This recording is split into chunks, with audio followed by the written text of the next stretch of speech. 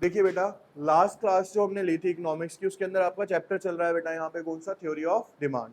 Theory of demand में हम अभी टॉपिक्स क्लियर करते हैं हमने क्या क्या किए। सबसे पहले मैंने आपको बताया था बच्चे की डिमांड किसे कहा जाता है। तो डिमांड में मैंने आपको बताया था किसी भी चीज को खरीदने की डिजायर, प्लस आपके पास क्या होनी चाहिए, एबिलिटी टू बाय, और तीसरी चीज क्या होनी चाहिए, विलिंगनेस टू स्पेंड, कि आप उसके ऊपर खर्चना चाहते हो, तो वो क्या कहलाती है, हमारी डिमांड कहलाती है। सेकंड टर्म हमने डिस्कस किया था क्वांटिटी डिमांडेड। क्वांटिटी डिमांडेड क्या बताया था बच्चे मैंने, कि जब हम डिमांड के साथ क्या ऐड कर देते हैं, एक पर्टिकुलर क्वांटिटी ऐड कर देते हैं, तो वो क्या बन जाती है, हमारी क्वांटिटी डिमांडेड। थर्ड वन हमने पढ़ा लॉ ऑफ डिमांड।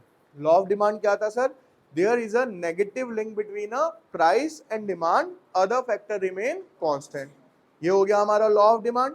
उससे अगला क्वेश्चन हमारा ये था कि फैक्टर्स कौन कौन से थे इफेक्टिंग डिमांड, ऐसे कौन कौन से अदर फैक्टर्स थे जो हमारी डिमांड के ऊपर इफेक्ट डालते हैं। यहां तक हमने कंप्लीट किया। अब वाली जो क्लास हम स्टार्ट कर रहे हैं बेटा, उसके अंदर आज का जो आपका पहला क्वेश्चन आने वाला है वो ये आने वाला है कि सर लॉ ऑफ डिमांड आपने बता दिया, वो हमें समझ भी आ गया कि प्राइस बढ़ने पे डिमांड कम होती है, प्राइस कम होने पे डिमांड ज्यादा होती है। मेरा क्वेश्चन था ऐसा होता क्यों है, वाई। ठीक है, तो देखो ये अगेन आपके चार क्वेश्चंस हैं, चारों का आंसर सेम है, लेकिन ये चार क्वेश्चन बोर्ड्स में आ चुके हैं अलग अलग टाइप से। ठीक है, जैसे कि पहला क्वेश्चन क्या है बेटा, यहाँ कहता है why does demand curve slope, यहाँ पे स्लोप की जगह क्या है, यहाँ पे स्कोप की जगह स्लोप आएगा यहाँ पे। ठीक है,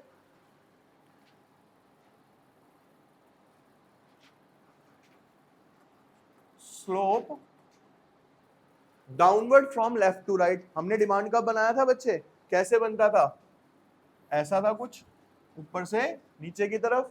तो कह रहा है डिमांड कर्व लेफ्टवर्ड क्यों आता है, ऊपर से नीचे की तरफ क्यों आता है, पहला क्वेश्चन।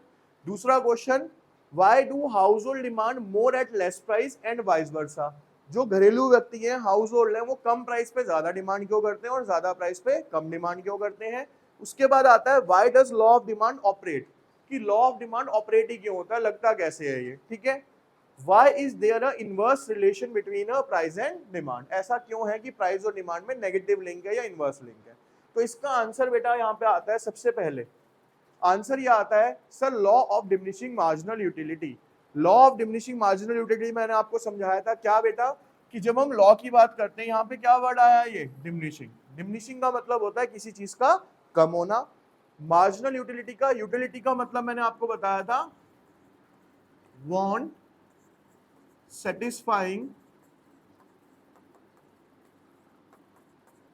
Power of goods. किसी भी चीज को आपको सेटिस्फाई करने की जो उसमें पावर होती है ना, वो क्या कहलाती है, उसकी यूटिलिटी कहलाती है। हिंदी में यूटिलिटी को बोला जाता है उपयोगिता। क्या बोलते हैं हम, उपयोगिता यानी यूजफुलनेस। अभी जैसे हमने डिस्कस किया था कि व्हाट्सएप हमारे लिए कितना यूजफुल है, बहुत ज्यादा है, तो यानी व्हाट्सएप की यूटिलिटी क्या है सर, हमारे लिए बहुत ज्यादा है।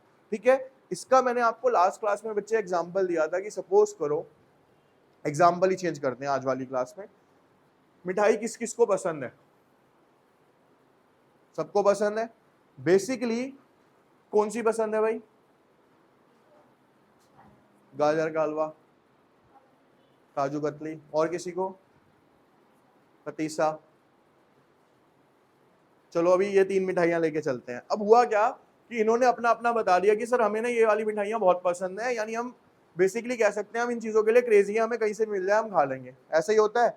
अब आई हमारे घर में दिवाली, अब यहाँ पे सुनना जा रहा, अब आएगी कहानी में ट्विस्ट। अब आ गई बच्चे दिवाली, दिवाली पे क्या आया जी, इन्हें थी काजू कतली पसंद। ये किसी के घर दिवाली देने गए, उन्होंने इन्हें काजू कतली खिलाई। फिर ये अपने किसी और नेक्स्ट रिलेटिव के गए, उन्होंने भी इन्हें काजू कतली खिलाई। ये अपने घर आए, इन्होंने देखा 5 डब्बे आए हैं, पांचों के पांचों काजू कतली के आए हैं। अब आपका रिएक्शन क्या होगा उस टाइम पे, खा लोगे सारी, नहीं ना। पहले क्या कर रहे थे, हम पैसा दे रहे थे और उस चीज को खरीद के ला रहे थे, अब फ्री में आ रही है तब भी बर्दाश्त नहीं हो रही। रीजन क्या हुआ बेटा, यहाँ पे समझो। होता क्या है कि जब भी आप किसी चीज को रेगुलर इस्तेमाल करने लग जाते हो, तो उससे हर एक एक्स्ट्रा यूनिट से मिलने वाली यूटिलिटी क्या होती चली जाती है, उसकी कम होने लग जाती है। कैसे, अब इसीलिए क्या होता है बेटा, दिवाली पे हम क्या कर रहे होते हैं, मामा का डब्बा बुआ के, बुआ का डब्बा मौसी के, कई बार डब्बा घूम के वापसी अपने घर, तो यही डब्बे की रोटेशन चल रही है। रीजन क्या हो गया, क्योंकि सबको बताया यार दिवाली का टाइम और आज की डेट में ट्रेंड ही चेंज हो गया, कोई मिठाई दे ही नहीं रहा, सब आप गिफ्ट हैम्पर्स देने लग गए हैं, बिस्किट्स ये वो सब। रीजन क्या रहा? क्योंकि सबको पता था कि भाई मिठाई इतनी ज्यादा आती है कि उस टाइम पे उसकी यूटिलिटी क्या हो जाती है, बिल्कुल जीरो के करीब हो जाती है, कोई खाना पसंद करता ही नहीं है। तो समझ आया एग्जांपल क्या है लॉ ऑफ डिमिनिशिंग मार्जिनलिटी की? सर जब भी कोई कंज्यूमर लगातार किसी चीज को इस्तेमाल करता है तो हर एक एक्स्ट्रा यूनिट से मिलने वाली यूटिलिटी क्या हो जाएगी, उसकी कम हो जाएगी।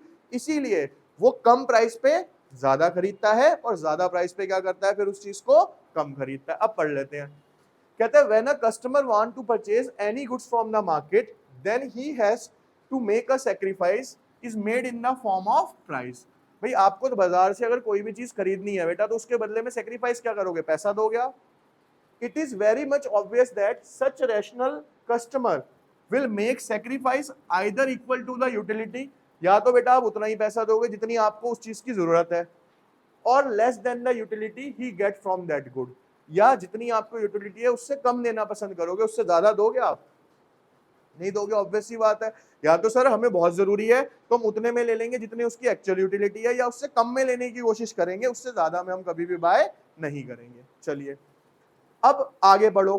कहता है when a customer goes on consuming several units of a good regularly, इसमें ये टर्म बहुत इंपॉर्टेंट है कि अगर आप किसी चीज को रेगुलर बेसिस पे यूज करते हो then the utility from earn additional unit goes on diminishing. तो हर एक एक्स्ट्रा यूनिट पे मिलने वाली यूटिलिटी क्या होती जाएगी सर, हमारी कम होती जाएगी।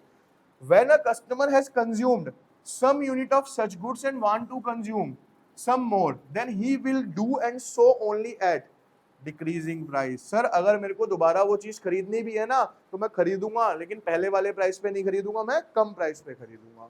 ठीक है, since he is aware of that each additional will provide him lower utility, क्योंकि उसे पता है कि अब जैसे जैसे मैं चीज इस्तेमाल करूंगा ना उसकी यूटिलिटी बढ़ने की जगह क्या हो जाएगी बेटा, it is therefore clear that he will demand more at a lower price. तो हम कह सकते हैं सर एक कंज्यूमर जो है वो कम प्राइस पे ज्यादा खरीदेगा। ठीक है, अब आता है यहाँ पे आपका इनकम इफेक्ट। क्या आता है बेटा आपका यहाँ पे इनकम इफेक्ट। इनकम इफेक्ट क्या होता है ये समझते हैं।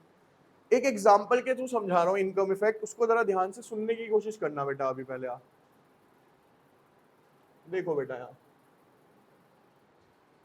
इनकम इफेक्ट समझते हैं पहले यहाँ पे, फिर पढ़ेंगे उसको क्या है वो।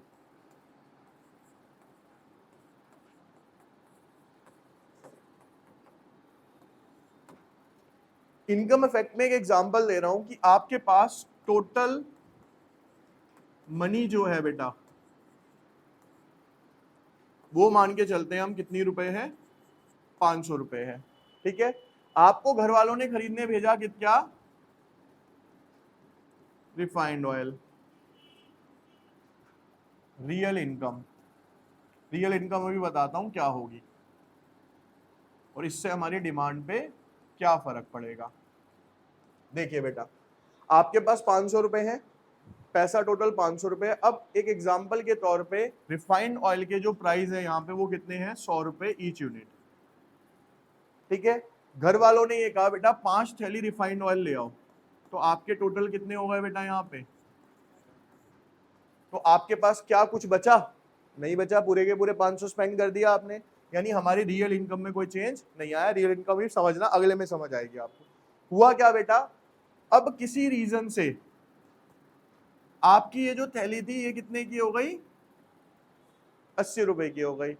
अब आपके पास अभी भी कितनी है बेटा, 500 ही है, लेकिन आपको घर वालों ने क्या कहा था कि कितनी थैली लेके आनी है जी, 5 लेके आनी है। तो अब कितने रुपए की आई वो, आपके पास टोटल अमाउंट था कितना, 500। अब खर्चा कितना हुआ आपका यहाँ पे, 400 का। तो आपके पास क्या समझ आया आपको कि सर अगर मार्केट में कोई चीज सस्ती हो जाती है ना तो हमारे पास कुछ एक्स्ट्रा पैसा बच जाता है। उसी पैसे को क्या बोला जाता है बेटा, हमारी रियल इनकम बोला जाता है। क्या बोला जाता है उसको, रियल इनकम बोला जाता है। तो अब मेरी रियल इनकम यहाँ पे 100 रुपए से क्या हो गई, बढ़ गई, कि मेरे पास 100 रुपए एक्स्ट्रा बच गए। अब होगा क्या बेटा, अगर मान लो नॉर्मल घर से कोई जेंट्स गया हुआ है तो उसे इतनी किचन की नॉलेज नहीं होगी, वो क्या कहेगा, भाई एक काम कर, एक थैली और डाल दे। 500 रुपए की 5 आनी थी ना, 80 रुपए की हो गई, 5 तो 400 में आ गई, तो भैया आप एक काम करो, एक थैली क्या करो और डाल दो। नॉर्मल आंसर ये होगा। या फिर क्या कहेगा, भैया अच्छा 100 रुपए बच गए हैं तो आप एक काम करो, ये चीज भी चाहिए थी ये भी डाल दो। तो दोनों केस में हुआ क्या, डिमांड बढ़ी या घटी, बढ़ी ना। यानी कि सर जब हमारे पास किसी भी चीज के प्राइस कम होने से कुछ एक्स्ट्रा पैसा बच जाता है, यानी हमारी रियल इनकम बढ़ जाती है, तो हमारी डिमांड भी क्या होती है, साथ साथ बढ़ जाती है। अब इसका अपोजिट सोचते हैं बेटा। अपोजिट कैसे सोचा? अब मान लो 120 रुपए की हो गई बेटा, 500 रुपए है मेरे पास, तो अब मैं कितनी थैली खरीद पाऊंगा? 4। कितने की आएंगी बेटा वो? 480 रुपए की आएंगी। कितने की आएंगी? 400। तो यानी कि मैं 5 थैली भी पूरी खरीद नहीं पाऊंगा। क्यों? क्योंकि इस कंडीशन में मेरी रियल इनकम क्या हो गई है? कम। तो मेरी डिमांड भी क्या हो जाएगी? तो पापा या कोई भी घर से गए हैं, वो क्या कहेंगे, भैया अच्छा महंगी हो गई है क्या, मेरे पास तो 500 रुपए, आप एक काम करो 5 की जगह 4 ही थैली दे दो मेरे को। तो यानी डिमांड क्या हो गई बेटा उस कंडीशन के अंदर? कम हो गई। समझ आया रियल इनकम का कॉन्सेप्ट? अब थ्योरेटिकली इसको पढ़ के देखते हैं कि इसमें क्या कहा गया है। देखो अब क्या रखा है, कहते हैं when the price of any goods falls, जब भी किसी गुड्स के प्राइस फॉल होते हैं, the real income of the customer will increase. तो आपकी रियल इनकम क्या हो जाएगी बेटा? बढ़ जाएगी। जब आपकी रियल इनकम बढ़ेगी तो उस कंडीशन में he can demand more of that good. तो उस कंडीशन में आप उस गुड्स की डिमांड क्या करोगे बेटा? बढ़ा दोगे। उसका opposite, on the contrary the price of any goods mounts up, अगर किसी चीज के प्राइस क्या हो जाए? बढ़ जाए, sorry, the real income will decrease and consequently he can demand less of that commodity। तो वो क्या करेगा बेटा? उस चीज को कम खरीदेगा। समझ आ गया? चलो अब आता है सब्स्टिट्यूशन इफेक्ट। सब्स्टिट्यूशन इफेक्ट है क्या? अब एक एग्जांपल से समझते हैं। बेटा हमारे पास एक गुड्स है जिसका नाम है पानी, वाटर। उसके प्राइस बढ़ गए, डिमांड पे क्या फर्क पड़ेगा? कोई फर्क नहीं पड़ेगा। क्यों? आपकी नीड है। अब आप कोई कोल्ड ड्रिंक पीते हो, ठीक है, कोक पी रहे हो, मान लो 10 रुपए की बोतल आती थी छोटी वाली, वो 15 रुपए की हो गई। और पेप्सी भी है मार्केट में ऑप्शन, पेप्सी 10 रुपए की ही आ रही है अभी, तो आप क्या करोगे? पेप्सी ले लेंगे सर, 10 रुपए वाली लेंगे हम तो। यानी क्या हुआ? वाटर के केस में प्राइस चेंज होने से डिमांड में चेंज क्यों नहीं आया? क्योंकि वहां पे उसका कोई दूसरा सब्स्टिट्यूट अवेलेबल नहीं है कि हम उसकी जगह कोई और चीज यूज। क्यों? आप दुनिया जान के जितने मर्जी लिक्विड पी लो, जो पानी से आपको सेटिस्फेक्शन प्यास बुझती है, वो और कोई लिक्विड आपकी प्यास नहीं बुझा पाएगा। पानी का कोई दूसरा सब्स्टिट्यूट नहीं है, इसलिए सर उसके प्राइस में चेंज आने से उसकी डिमांड में कोई फर्क नहीं आता। लेकिन हाँ सर, अगर मान लो कोल्ड ड्रिंक है, अब एग्जांपल पे आओगे तो every consumer has preference for a particular goods but at the same time he never forget about it's substitute. Her consumer को एक गुड्स पसंद होता है, लेकिन उसको साथ साथ क्या पता होता है कि इसका कोई ना कोई सब्स्टिट्यूट भी मार्केट के अंदर available. Tea and coffee are the substitute for each other. When the price of the coffee rises, demand for the coffee decreases. जब कॉफी महंगी हो जाती है तो लोग क्या करते हैं? कॉफी पीना कम कर देते हैं। But at the same time demand for the tea increases, और टी की डिमांड क्या हो जाएगी? बढ़ जाएगी। रीजन क्या रहा? Because consumer feel it to be cheaper while in fact its price has not fallen। जबकि चाय पत्ती के प्राइस में कोई चेंज नहीं आया, लेकिन लोगों को क्या लगता है बेटा? जैसे मैंने एग्जांपल क्या दिया कि भैया पेप्सी अपनी जगह 10 रुपए की ही है, लेकिन कोक 15 की होने से पेप्सी की डिमांड बढ़ गई, जबकि पेप्सी वाले ने अपने प्राइस में कोई चेंज नहीं किया। क्यों? क्योंकि पेप्सी क्या है? कोक का एक सब्स्टिट्यूट गुड्स होता है बेटा हमारा, ठीक है। चलो अब इसके बाद आता है बेटा न्यू कंज्यूमर। न्यू कंज्यूमर क्या होता है ये समझो। आपको ना एक बेसिक से एग्जांपल देता हूं। आज कंप्यूटर, लैपटॉप, फोन वगैरह किसके पास है? सबके पास है सर। इजी हो गया। आपको बताता हूं बेटा, सबसे पहला जो हमने P4 लिया था, PC4 बोलते थे, जो डब्बे आते थे ना बड़े बड़े, P4 बोला जाता था उन्हें। वो उस टाइम पे बेटा इंस्टॉल्स होते थे, मिलते नहीं थे इजीली, ठीक है। वो उस टाइम पे मंगाया, उसकी जो उस टाइम कॉस्टिंग आई वो आई थी 1,25,000 रुपए। 1,25,000 बता रहा हूँ मैं आपको, आज से 16-17 साल पहले। तो 1,25,000 की एक वैल्यू भी बहुत ज्यादा थी।